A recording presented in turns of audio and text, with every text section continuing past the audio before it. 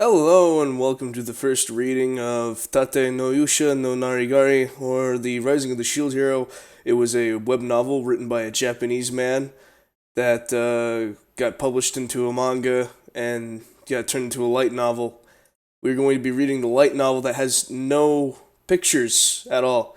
It's just text. It's like a little transcript, I guess. So I've tried to record this multiple times in the past. Shit got in the way, and the one time that I actually did manage to finish reading at least one chapter, all you could hear was fans in the background. I've also been very sick for the past couple of days, and my throat's been killing me, but I feel just a little bit better now. So we're gonna read at least one chapter, and then on Wednesday we're gonna just power through the whole thing. So let's get started with Chapter 1, Royal Summoning. Huh. I was dropping by the neighborhood library for a quick read. I, Iwatani Nafumi, am a sophomore. From a local university, I'm quite self-conscious about being somewhat more of an otaku compared to the other Homo sapiens. I've embraced countless anime, games, and other aspects of otaku culture, but I do take my studies seriously so that I can lead a proper life. Actually, my parents had swiftly given up on me and invested their hopes onto my little brother by sending him off to attend some famous cram school. This brilliant eyesore of a brother finally snapped one day and transformed into a delinquent due to all the accumulated stress. He bleached his hair and went full Yankee mode once he arrived home one fateful day, and thus marked the start of our family's dark age. That was when I, the Messiah, the Muhammad, the Jesus of Japan, made his debut.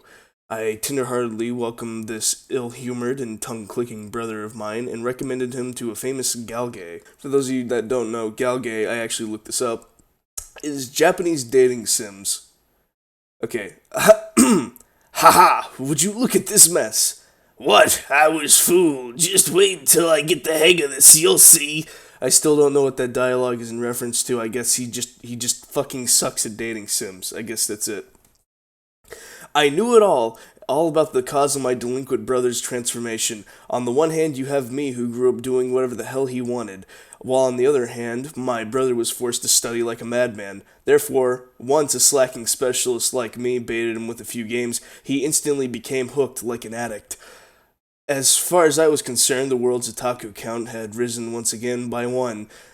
Afterwards, his room turned into a castle of Galgay goodies from the games I recommended. However, the vexing part was that once all the steam and stress vanished from his system, he graduated from that certain famous cram school with ease and headed straight down the road to becoming one of society's top dogs. As a result, thanks to my heroic achievements, my parents pampered me to an even greater degree. I was granted a fulfilling college life with the utmost freedom included. To sum it all up, I am the useless leech of the Iwatani household.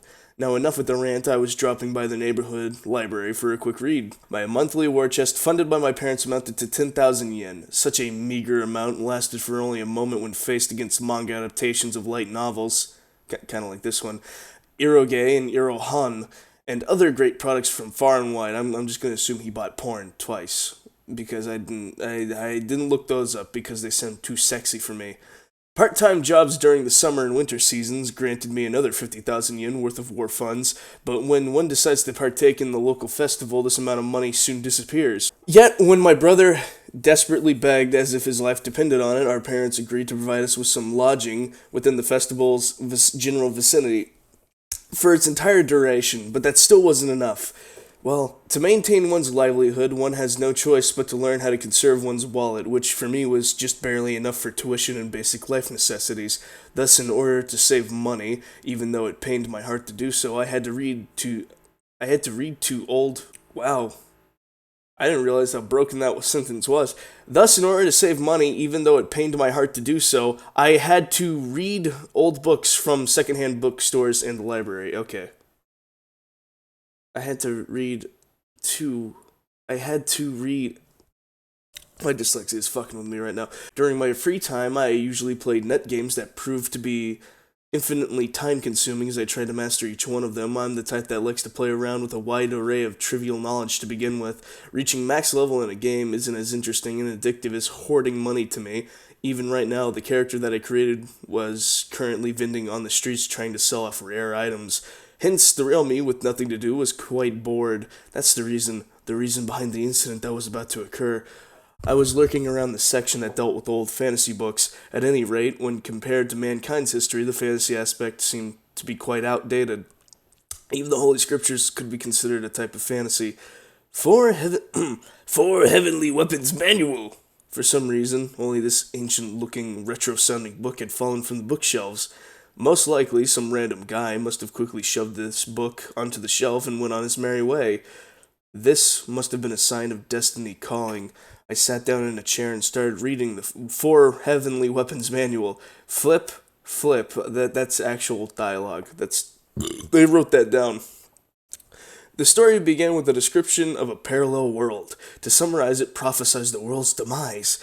Sooner or later, waves of disaster will assault this world, one after another, until it's finally destroyed. To escape impending doom, they have to summon heroes from other worlds and request their aid. Okay, the plot's a bit overused, but since this is a retro fantasy book, it doesn't seem to be that out of place. The four summoned heroes all possess their own respective unique weapons: sword, spear, bow, and shield. Ayah! God, that hurt my throat. To begin with, a shield can't even be considered a weapon, right? I chuckled sarcastically as I continued with the story. Ha. Ha ha ha ha.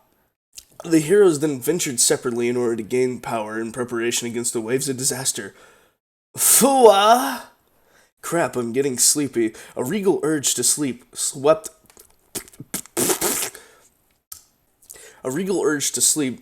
through my body. Even though this book is ancient, there had been no cute heroine appearing at all. Heroine, fuck it. Although even if a princess were to appear, she would undoubtedly smell like an irritating slut in heat, with a harem involving the four heroes. Enough with the princess, let's take a glance at the hero's characteristics. On to the first one. It's funny that, he said if a princess were to appear, and then next sentence he just confirms that there is a princess. It's like the never-ending story, but for anime. I wonder if the dog thing will show up.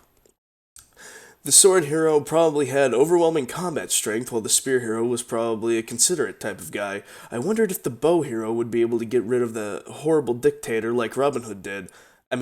I wondered if the bow hero would be able to get rid of a horrible dictator like Robin Hood did. Huh? The story was shifting towards the shield hero. I guess he barked or something. As I flipped to the next page, I instinctively let out a voice. The page concerning the shield hero that was spread out in front of me was white. No matter which angle or direction I looked at the page, it was pure white through and through. What the heck? What the? Right when those words left my mouth, my consciousness drifted away. Never in my wildest dreams would I have ever thought that I would awaken in a parallel world. Okay, and that is chapter 1 of Rising of the Shield Hero. We'll be reading the rest of the first volume come Wednesday. I'm so sorry for the delay of this. I apologize. I live in a very loud house. A very loud house. As a matter of fact, I haven't seen it yet, but the show The Loud House is pretty accurate to my life. My little brother acts like a girl. Turn around.